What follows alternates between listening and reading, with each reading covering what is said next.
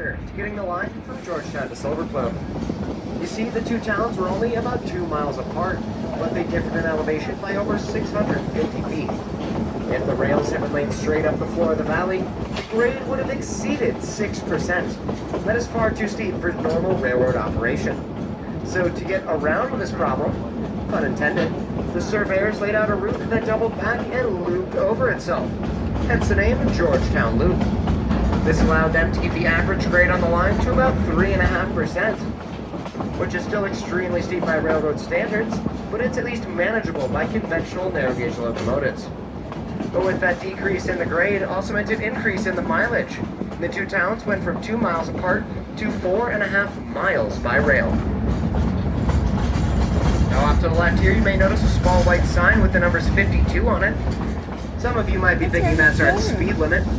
Thankfully not. I would certainly be jumping off this train if we were going that fast.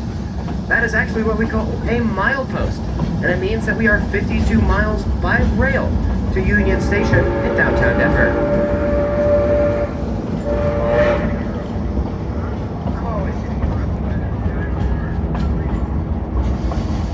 Now that warning whistle you folks just heard is for the Devil's Gate High Bridge. Now this bridge can be a bit windy as we cross over it, so I recommend holding on to any loose hats, light objects, or any small kite-shaped children, as they have a tendency to fly off in the wind. Now this bridge is 300 feet long, the same as an average American football field. It's built with a curve of 18.5 degrees. Okay, although the bridge may not look, although the bridge looks level, it's actually built with a 2% grade. And that means that this end of the bridge is 6 feet higher than the opposing end at the top of the parking lot. Now, if you're afraid of heights and afraid of this bridge, don't worry, we'll get over it. And if that little joke didn't help, well, I want you to look around on the floor of the car you're in. There's bound to be a small rock or pebble rolling around on that floor. I want you to pick the pebble up. Start rolling it between your fingers. Really focus on it. And I can guarantee as you roll around that little pebble, you'll be feeling a little bolder. If you're curious how high up we were 75 feet above the lower tracks and exactly 100 feet above the crisp, cold water of Clear Creek. Now here at the top of our parking lot, you'll see a small stone monument. That was placed there in 1949 by the Colorado Historical Society. And it commemorates the original Georgetown Loop Rail Road. Now today our locomotive is steam locomotive number 111. She is a 280 wheel arrangement, also known as a consolidation class locomotive, meaning she has 2 pilot wheels to guide her through switches and curves. Then 8 driving wheels that provide all the tractive effort or pulling power of the engine. And then because of her size, she doesn't need any wheels underneath the firebox to support the weight. Now she was built by Ball & Locomotive Works of Philadelphia, Pennsylvania in May of 1926. That makes her 99 years old this year.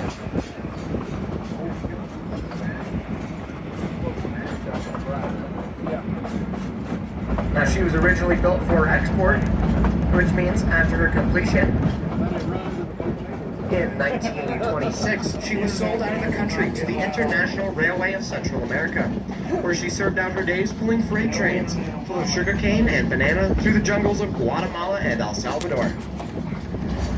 Now she made her way back to the States in the 70s and spent a lot of time around other railroads, mainly on display.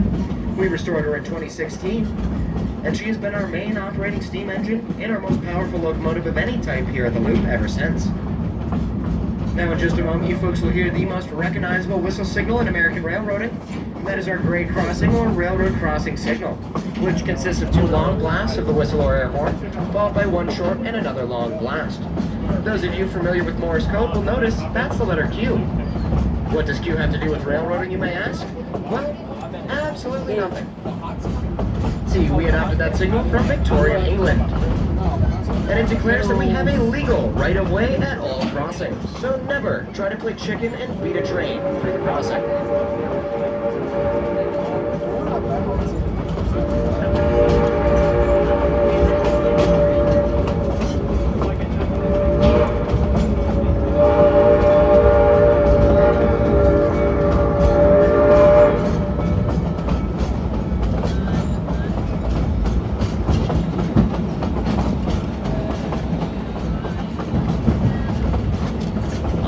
chat. We blew that signal because we are crossing the old wagon road that leads up to the Lebanon mine.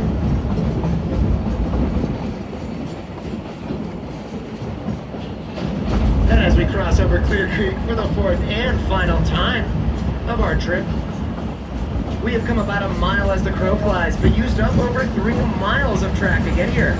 And once we arrive at the Devil's Gate station, we will have dropped 543 feet in elevation. And if you folks look on the uphill side of the train, way up above us in the trees, you may notice a small shelf or plateau above us. That plateau is the upper track of the loop that I told you all to look down from just a few minutes ago. This gives you a great perspective of the rapid elevation change we go through while traversing the loop.